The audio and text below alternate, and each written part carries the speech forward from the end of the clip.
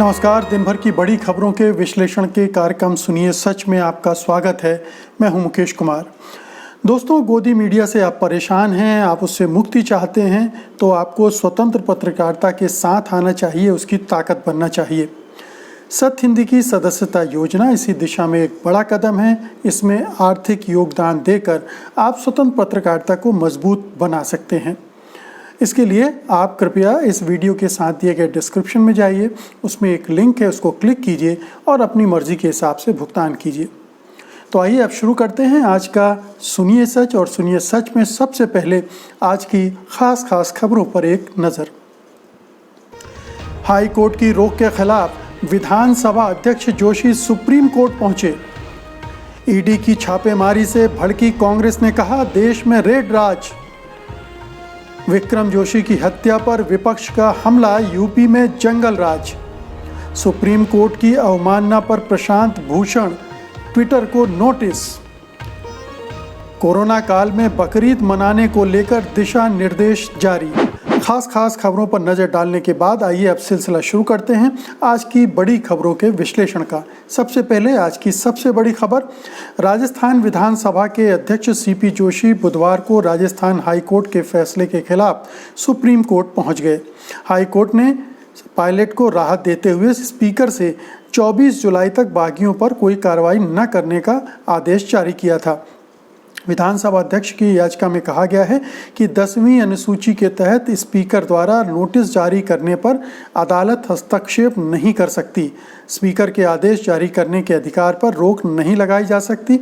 आदेश जारी करने के बाद ही अदालत न्यायिक समीक्षा कर सकती है।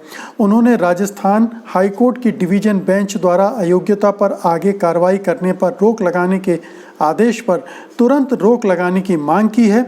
जोशी ने बुधवार की सुबह एक प्रेस कॉन्फ्रेंस करके घोषणा की थी कि वो राजस्थान हाई कोर्ट के फैसले के खिलाफ सुप्रीम कोर्ट जाएंगे। उन्होंने सवाल उठाया था कि स्पीकर होने के नाते उनके पास नोटिस देने का अधिकार है। उन्होंने विधायकों को कारण बताओ नोटिस भी भेजा था, तो क्या वो अपने अधिकार का प्रयोग नहीं कर सकते? उन्होंने ये भी कहा कि राजस्थान हाई कोर्ट में जो हुआ वो सुप्रीम कोर्ट के संवैधानिक बेंच के आदेश का उल्लंघन है। उधर पायलट खेमे की ओर से हाई कोर्ट में सुप्रीम कोर्ट में कैविएट दाखिल कर दी गई है। उनकी तरफ से आग्रह किया गया कि कोर्ट उनका पक्ष सुने बिना कोई आदेश जारी न करे। तो विधानसभा अध्यक्ष सुप्रीम कोर्ट पहुंचे हैं और उनकी याचिका में बहुत दम है, क्योंकि जो भी नियम कानून हैं उनके मुताबिक विधानसभा अध्यक्ष को पूरा हक है कि वो अपने तय जो भी कार्रवाई करना है विधायकों के खिलाफ कर सकते हैं। ऐसे मामलों में कार्रवाई करने के बाद कोर्ट उसकी समीक्षा कर सकता है, उस पर टीका टिप्पणी कर सकता है, उस पर निर्देश दे सकता है। लेकिन जब तक विधानसभा अध्यक्ष ने कोई कार्रवाई की ही नहीं है तब तक उस पर रोक लगाने का कोई अधिकार अदालतों को नहीं होता है। तो जो राजस्थान हाई कोर्ट है ना, इस मामले में उसने अपने अधिकारों का दुरुपयोग किया है, या यूं कहें कि वो इन अधिकारों को ठीक ढंग से नहीं समझकर काम कर रही है। ये अच्छी बात है कि विधानसभा अध्यक्ष ने हाई कोर्ट के निर्देशों का उल्लंघन नहीं किया। हाई कोर्ट ने कहा कि मंगलवार तक रुकिए, वो मंगलवार तक रुके। फिर हाई कोर्ट ने 24 तारीख तक की तारीख दी, तब भी विधानसभा अध्यक्ष ने कोई आगे कदम नहीं बढ़ाया है। लेकिन वो जाहिर है कि अपने अधिकारों की रक्षा के लिए और जो कुछ भी उनके अधिकार क्षेत्र में आता है उसके हिसाब से कार्रवाई करने के लिए स्वतंत्र हैं, और ये उसके लिए एक क्लैरिटी चाहते हैं सुप्रीम कोर्ट से। और ये सुप्रीम कोर्ट का ही आदेश है जिसके तहत वो ये क्लैरिटी मांग रहे हैं। तो ये सुप्रीम कोर्ट में याचिका गई, इसकी सुनवाई होगी। लेकिन इस बीच में क्या होगा, क्या तब तक तो 24 तारीख भी आ सकती है। कहा जा रहा है कि शायद गुरुवार को इस पर सुनवाई हो सकती है। लेकिन जब भी सुनवाई होगी, ये स्पष्ट निर्देश हैं सुप्रीम कोर्ट के ही इस मामले में, और उसमें कोई कहीं दुविधा नहीं है। इसलिए ये मामला जो है वो राजस्थान के विधानसभा अध्यक्ष के पक्ष में झुका हुआ शुरू से नज़र आ रहा है। पायलट खेमे ने कैविएट ज़रूर जाहिर की है, उसका हक है, लेकिन उसके पास इस मामले में कहने के लिए बहुत कुछ नहीं है। वो वही दोहरा सकता है जो हाई कोर्ट में दोहराया गया कि नोटिफिकेशन, उनको जो नोटिस दिए गए हैं उसके लिए कम वक्त दिया गया या उसमें कारण का जिक्र नहीं है वगैरह वगैरह। लेकिन उससे भी कोई फ़र्क नहीं पड़ता क्योंकि वो भी विधानसभा अध्यक्ष के अधिकार क्षेत्र में है। अभी तक उन्होंने कोई कार्रवाई उनके खिलाफ नहीं की है। अगर कार्रवाई नहीं की है तो उस पर कोर्ट कुछ कर भी नहीं सकता है। तो ये मामला, अब कोर्ट की लड़ाई एक तरफ शुरू हो गई, दूसरी तरफ गहलोत और पायलट अपने अपने विधायक को सुरक्षित रखने और उनकी संख्या बढ़ाने पर लगे हुए हैं। तो देखते हैं कि ये 24 तारीख को हाई कोर्ट क्या कहता है और उसके पहले अगर सुप्रीम कोर्ट का कोई फैसला इस बारे में आता है तो उसके राजनीतिक प्रभाव क्या पड़ सकते हैं। अगली खबर लेते हैं। राजस्थान के मुख्यमंत्री अशोक गहलोत के भाई अग्रसेन गहलोत के ठिकानों पर बुधवार को हुई ईडी की छापेमारी से कांग्रेस बुरी तरह भड़क गई है। छापेमारी पर प्रतिक्रिया देते हुए पार्टी ने कहा है कि दिल्ली की सत्ता में बैठे लोग इतने अहंकारी हो गए हैं कि वे समझते हैं कि ये सोचने लगे हैं कि जिस जनमत को चाहे पैरों तले रौंद सकते हैं।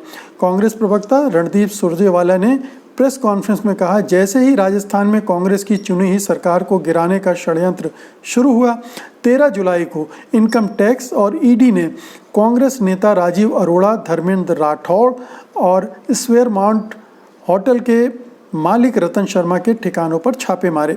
सुरजेवाला ने कहा कि मोदी जी ने मुख्यमंत्री के बड़े भाई के घर ईडी भेजकर बुधवार सुबह से ही छापेमारी करा रखी है। सुरजेवाला ने कहा, मोदी जी आपने इस देश में रेड राज पैदा किया हुआ है और इससे राजस्थान डरने वाला नहीं है। जब बीजेपी का नेतृत्व फेल हो जाता है तो ईडी, इनकम टैक्स, सीबीआई आगे आ जाती हैं। सुरजेवाला ने कहा कि ये जांच एजेंसियां बीजेपी के अग्रिम संगठन हैं। उन्होंने कहा, राजस्थान की जनता और कांग्रेस इन रेड से डरने वाली नहीं है और मोदी जी आपको जितना जुल्म करना है कर लीजिए। ये छापेमारी फर्टिलाइज़र घोटाले में मनी लॉन्ड्रिंग को लेकर हुई है। ईडी ने राजस्थान में अग्रसेन गहलोत के 6 ठिकानों, गुजरात में 4, बंगाल में 2 और दिल्ली में 1 जगह पर छापे मारे। अग्रसेन गहलोत जोधपुर में अनुपम कृषि नाम की कंपनी चलाते हैं। ईडी के अधिकारियों के मुताबिक अग्रसेन गहलोत पर आरोप है कि उन्होंने म्यूरेट ऑफ पोटाश MOP को विदेशी कंपनियों को बेच दिया और उन्हें ये MOP सब्सिडी वाले रेट पर मिली थी। जाहिर है, आरोप है कि इससे सरकार को 60 करोड़ रुपए का नुकसान हुआ। आरोप हैं, जांच होनी चाहिए, इसमें कोई दो मत नहीं है। लेकिन अगर इसकी आप टाइमिंग देखें कि जब भी किसी राज्य में किसी कांग्रेस सरकार को गिराना होता है तो उसी समय सीबीआई, ईडी, इनकम टैक्स क्यों सक्रिय हो जाते हैं। कर्नाटक में हमने देखा कि डी शिव कुमार के यहाँ छापेमारी हो गई। हमने दूसरे राज्यों में भी देखा कि किस तरह से ये एजेंसियां सक्रिय हो जाती हैं। यहाँ तक कि महाराष्ट्र में भी ये देखने को आया कि अजित पवार के मामले कैसे आनन फानन में वापस ले लिए गए थे जब वो देवेंद्र फडणवीस के साथ शपथ लेने चले गए थे। तो इस तरह से इन एजेंसियों का इस्तेमाल हो रहा है, बहुत ही निर्लज्जता के साथ हो रहा है, बेशर्मी के साथ हो रहा है और एक ऐसी परंपरा ये सरकार बना रही है जो कि आने वाली जो सरकारें हैं निश्चित रूप से वो भी इसका बुरा फ़ायदा उठाने की कोशिश करेंगी। ये बहुत गलत परंपरा है, अलोकतांत्रिक है, फांसीवादी तरीका है, निरंकुशता इससे जाहिर होती है। सरकारी जो एजेंसियां हैं उनका दुरुपयोग वो कर रही है अपने राजनीतिक लाभ के लिए, स्वार्थ के लिए, अपनी पार्टी के लिए। तो ये एक बहुत गलत ट्रेंड है और ये सचमुच में एक रेड राज स्थापित कर दिया है मोदी शाह एंड कंपनी ने, जो कि कतई किसी भी लोकतंत्र के लिए शुभकर नहीं हो सकता है। ये लोकतंत्र के खिलाफ है, संविधान की भावना के खिलाफ है और निश्चित रूप से जो हमारी संसदीय परंपरा है उन पर भी बड़ी ज़बरदस्त तरह से आघात करते हैं। तो ये इससे बाज आना चाहिए, लेकिन शायद अब ये 6 साल हो गए हैं तो ये हमें समझ जाना चाहिए कि ये सरकार इसी तरह से काम करेगी, इसी तरह से वो सत्ता को हथियाने, हड़पने, छीन लेने की कोशिश करेगी। जहां वो सरकार नहीं बना पाती है वहां दूसरे तरीके से, पिछले दरवाजे से, चोर दरवाजे से वो सरकारें अपनी बनवाने की कोशिश करती है। मध्य प्रदेश में सिंधिया को तोड़कर उसने ये किया, यहाँ राजेश पायलट को तोड़कर ये करना चाह रही है। अब इसमें कितनी कामयाबी मिलती है ये तो आने वाले वक्त में पता चलेगा, लेकिन ये जो हम मर्यादित राजनीति की बात करते हैं और जो राजनीतिक शुचिता की बात होती है उसके तो बिल्कुल खिलाफ है। पता नहीं इसे संघ परिवार किस तरह से देखता है, क्या वो भी इस तरह के उपायों का हामी है? हालांकि चुप्पी है तो जाहिर है कि हामी ही होगी। अगली खबर का रुख करते हैं। उत्तर प्रदेश के गाजियाबाद में एक हमले में बुरी तरह घायल हुए पत्रकार विक्रम जोशी की मौत हो जाने के बाद योगी सरकार निशाने पर आ गई है। बुधवार सुबह विक्रम जोशी की मौत हो गई। विक्रम जोशी ने पुलिस को शिकायत दर्ज कराई थी कि कुछ बदमाश उनकी भांजी को छेड़ रहे हैं, जिसके बाद बदमाशों ने उन्हें पहले पीटा और फिर सिर पर गोली मार दी थी। ये पूरी घटना सीसीटीवी कैमरे में कैद हुई थी। गाजियाबाद की पुलिस ने इस मामले में 9 लोगों को गिरफ्तार किया है, लेकिन इस मामले को लेकर उत्तर प्रदेश में कानून व्यवस्था की स्थिति पर सवाल उठ रहे हैं। कांग्रेस नेता राहुल गांधी, प्रियंका गांधी वाड्रा के अलावा उत्तर प्रदेश के पूर्व मुख्यमंत्री अखिलेश यादव और मायावती ने भी घटना की निंदा करते हुए यूपी सरकार को घेरा है। राहुल गांधी ने अपने ट्वीट में लिखा है, अपनी भांजी के साथ छेड़छाड़ का विरोध करने पर पत्रकार विक्रम जोशी की हत्या कर दी गई। शोकग्रस्त परिवार को मेरी सांत्वना। वादा था राम राज का, दे दिया गुंडा राज। प्रियंका गांधी ने भी ट्वीट करके यूपी में कानून व्यवस्था की स्थिति पर सवाल उठाया है। प्रियंका ने लिखा है, गाजियाबाद एनसीआर में है, यहाँ कानून व्यवस्था का ये आलम है तो आप पूरे यूपी में कानून व्यवस्था के हाल का अंदाज़ा लगा लीजिए। एक पत्रकार को इसलिए गोली मार दी गई क्योंकि उन्होंने भांजी के साथ छेड़छाड़ की तहरीर पुलिस में दी थी। इस जंगल राज में कोई भी आमजन खुद को कैसे सुरक्षित महसूस करेगा? अखिलेश यादव ने ट्वीट करके कहा है कि भाजपा सरकार स्पष्ट करे कि कानून व्यवस्था की धज्जियां उड़ाने वाले इन अपराधियों बदमाशों के हौसले किसके बलबूते फल फूल रहे हैं। अक्सर बीजेपी सरकार के विरोध में मौन साधने वाली मायावती ने भी ट्वीट किया है। उन्होंने कहा है कि पूरे यूपी में हत्या एवं महिला असुरक्षा सहित जिस तरह से हर प्रकार के गंभीर अपराधों की बाढ़ आई है, उससे स्पष्ट है कि यूपी में कानून का नहीं बल्कि जंगल राज चल रहा है। उन्होंने कहा कि यूपी में कोरोना वायरस से ज़्यादा अपराधियों का क्राइम वायरस हावी है। जनता त्रस्त है, सरकार इस ओर ध्यान दे। यही नहीं, पश्चिम बंगाल की मुख्यमंत्री ममता बनर्जी ने भी कहा है कि अपनी भांजी के साथ छेड़छाड़ करने वालों के खिलाफ एफआईआर करने की वजह से उन्हें गोली मार दी गई। देश में भय का माहौल पैदा किया जा रहा है, आवाज़ें दबाई जा रही हैं और मीडिया को भी नहीं छोड़ा जा रहा है। खौफनाक, निश्चित रूप से खौफनाक है उत्तर प्रदेश का मंजर। जिस तरह से उत्तर प्रदेश में लगातार अपराध पर अपराध हुए जा रहे हैं और सरकार कुछ नहीं कर रही है। सरकार केवल ये गाल बजाने का काम कर रही है कि उत्तर प्रदेश में अपराधी या तो जेल में हैं या यमराज के पास चले गए हैं, लेकिन तकरीबन 1,500 से भी ज़्यादा एनकाउंटर करने के बाद हम सब जानते हैं कि लगातार दलितों के खिलाफ, महिलाओं के खिलाफ और आम नागरिकों के खिलाफ अपराध हुए जा रहे हैं। अपराधियों के हौसले बढ़े हुए हैं और ये आप जो पुलिस का रवैया है वो बड़ा चौंकाने वाला है कि तहरीर देने के बावजूद, रिपोर्ट लिखाए जाने के बावजूद वो समय पर काम नहीं करती है। गाज़ियाबाद जैसे इलाके में एक पत्रकार की इस तहरीर पर जब काम नहीं हो रहा है तो आप सोचिए कि आम लोगों का क्या हाल होता होगा। तो ये बड़ी बुरी ही स्थिति है। निश्चित रूप से इसमें कोई संदेह नहीं है, अगर इसे जंगल राज कहा जाए या गुंडा राज कहा जाए, लेकिन स्पष्ट है कि बीजेपी का, योगी सरकार का जो एजेंडा है लगता है कुछ और है। उसकी दिलचस्पी अपराधों को ख़त्म करने से ज़्यादा अपना एक दबदबा बनाने की, आतंक और भय पैदा करने की कोशिश है। ख़ास तौर से अल्पसंख्यक समुदायों, दलितों में आतंक पैदा करने की कोशिश है ताकि उसकी बल पर ही चुनाव जीते जा सकें। और तो कुछ विकास कार्य हो नहीं रहे हैं और तो कोई प्रगति के चिन्ह उत्तर प्रदेश में दिख नहीं रहे हैं। तो इसी तरह से चुनाव जीतने की अगर रणनीति बना रहे हों योगी साहब तो कोई आश्चर्य की बात नहीं। अगली खबर लेते हैं। सुप्रीम कोर्ट ने देश के जाने माने वरिष्ठ वकील प्रशांत भूषण और ट्विटर इंडिया के खिलाफ अवमानना की कार्रवाई शुरू कर दी है। अदालत ने उनके खिलाफ नोटिस जारी किया है। नोटिस में उनसे पूछा गया है कि न्यायपालिका के खिलाफ गंभीर आरोप लगाने वाले ट्वीट के लिए क्यों ना उनके खिलाफ कार्रवाई की जाए। अदालत ने ट्विटर इंडिया से पूछा है कि जब अवमानना की कार्रवाई होती दिखने लगी तब भी उसने भूषण के ट्वीट को क्यों नहीं हटाया। शीर्ष अदालत ने अटॉर्नी जनरल के वेणुगोपाल को सहायता के लिए एक नोटिस जारी किया और 5 अगस्त को सुनवाई की तारीख तय की है। न्यायमूर्ति अरुण मिश्रा की अध्यक्षता वाली 3 न्यायाधीशों की पीठ ने कहा कि ये मामला पिछले महीने प्रशांत भूषण द्वारा पोस्ट किए गए 2 ट्वीट से संबंधित है। उनका एक ट्वीट 27 जून को पोस्ट किया गया था, जिसमें उन्होंने आखिरी 4 प्रधान न्यायाधीशों का जिक्र किया था। भूषण ने ट्वीट किया था, जब भविष्य के इतिहासकार पिछले 6 वर्षों को देखेंगे कि औपचारिक आपातकाल के बिना भी भारत में लोकतंत्र कैसे नष्ट कर दिया गया है, तो वे इस विनाश में सुप्रीम कोर्ट की भूमिका को चिन्हित करेंगे और विशेष रूप से अंतिम 4 प्रधान न्यायाधीशों की भूमिका को। उनका दूसरा ट्वीट प्रधान न्यायाधीश बोबडे को लेकर था, जिसमें एक तस्वीर में वो नागपुर में एक हार्ले डेविडसन सुपर बाइक पर बैठे दिखे। जब ट्वीट 29 जून को पोस्ट किया गया था, ये ट्वीट 29 जून को पोस्ट किया गया था। इस ट्वीट में भूषण ने कहा था कि ऐसे समय में जब नागरिकों को न्याय तक पहुंचने के उनके मौलिक अधिकार से वंचित करते हुए वो सुप्रीम कोर्ट को लॉकडाउन मोड पर रखते हैं, चीफ जस्टिस ने हेलमेट या फेस मास्क नहीं पहना है और बीजेपी नेता की बाइक पर सवार हैं।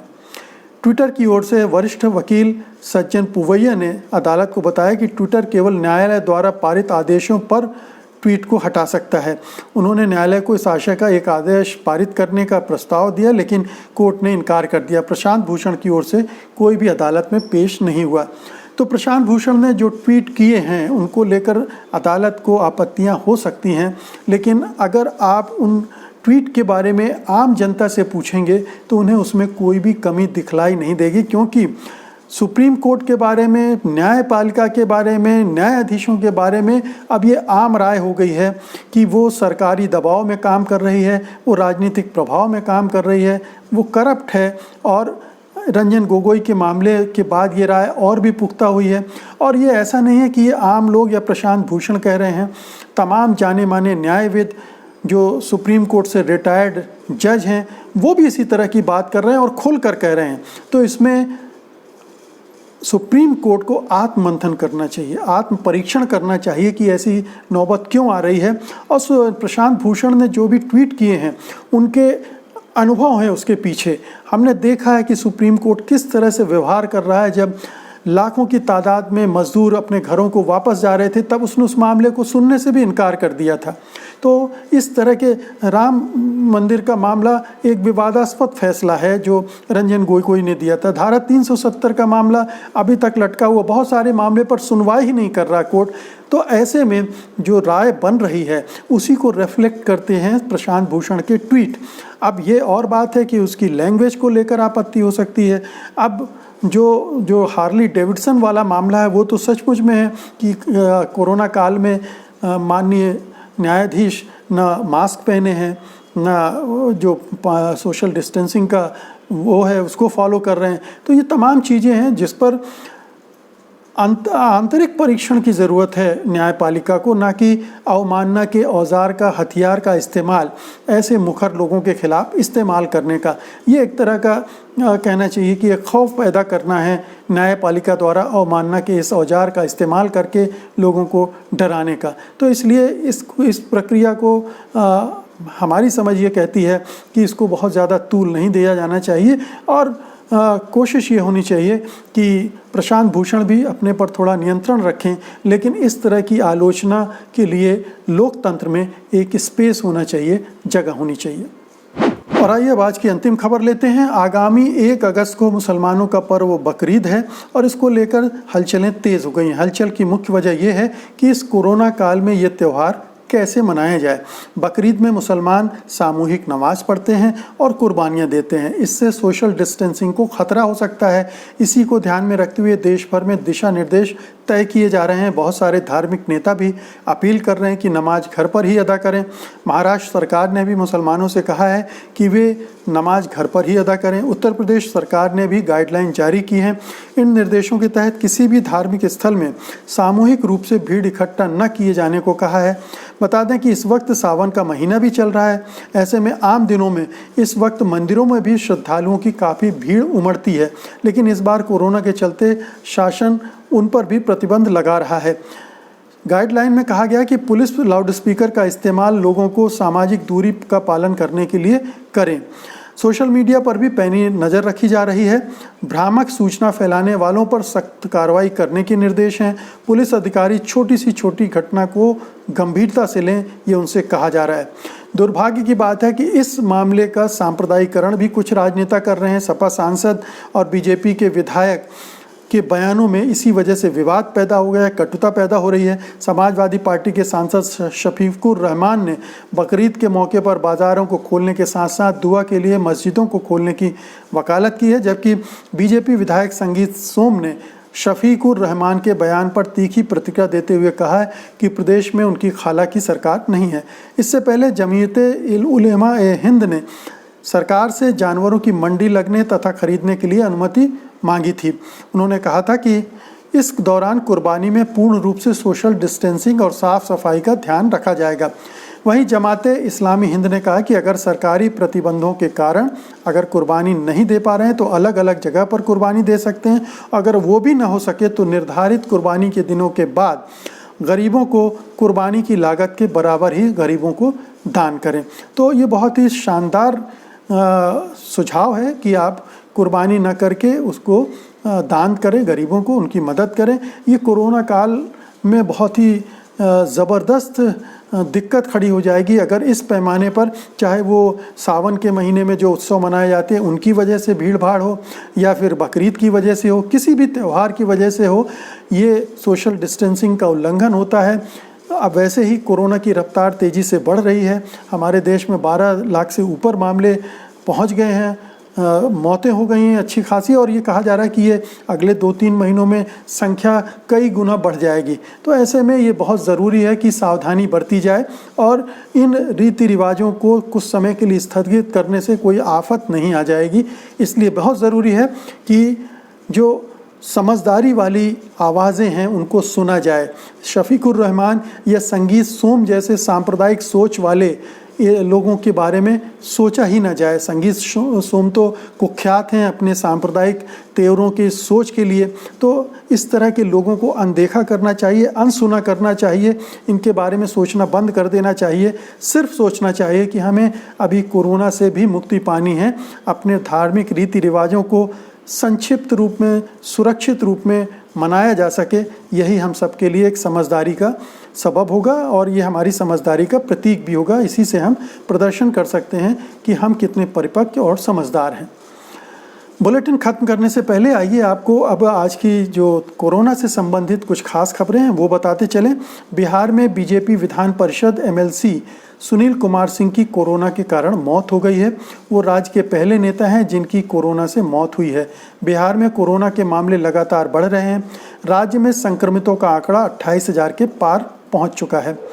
चीन में किए जा रहे कोरोना टीका के दूसरे चरण के क्लिनिकल परीक्षण में ये पाया गया है कि वो सुरक्षित है और शरीर में प्रतिरक्षा पैदा कर रहा है। लांसेट मेडिकल जर्नल में प्रकाशित एक अध्ययन में ये कहा गया है। बता दें, इससे पहले ब्रिटेन में ऑक्सफोर्ड यूनिवर्सिटी द्वारा बनाई जा रही वैक्सीन भी दूसरे फेज में सुरक्षित पाई गई है। चीन द्वारा विकसित की जा रही वैक्सीन ब्राज़ील में ट्रायल के तीसरे और अंतिम चरण में पहुंच गई है। वॉलेंटियर्स को तीसरे चरण की पहली डोज दी जा चुकी है। बता दें कि तीसरे चरण में पहुंचने वाली ये तीसरी वैक्सीन है। तो वैक्सीन का निर्माण बहुत ही नज़दीक पहुंचता जा रहा है दिनों दिन। ये एक अच्छी खबर है। अंत में आंकड़े, भारत में एक दिन में करीब 38,000 नए मामले सामने आए हैं। भारत में कुल संक्रमितों का आंकड़ा 1,42,000 से अधिक पहुंच गया है। दुनिया में संक्रमितों का आंकड़ा 1,49,00,000 के पार पहुंच गया है। तो ये थे आज की प्रमुख खबरें और उनका विश्लेषण। उम्मीद है कि आपको ये पसंद आया होगा। आप इस वीडियो को लाइक करेंगे, शेयर करेंगे और इस चैनल को सब्सक्राइब भी करेंगे। अब मुझे अनुमति दीजिए, कल मैं फिर हाजिर होऊंगा कल की बड़ी खबरों के साथ, उनके विश्लेषण के लिए। तब तक के लिए नमस्कार। सत्य हिंदी के और वीडियोस को देखने के लिए हमारे YouTube चैनल को सब्सक्राइब करें और सीधे नोटिफिकेशन पाने के लिए बेल आइकन दबाएं।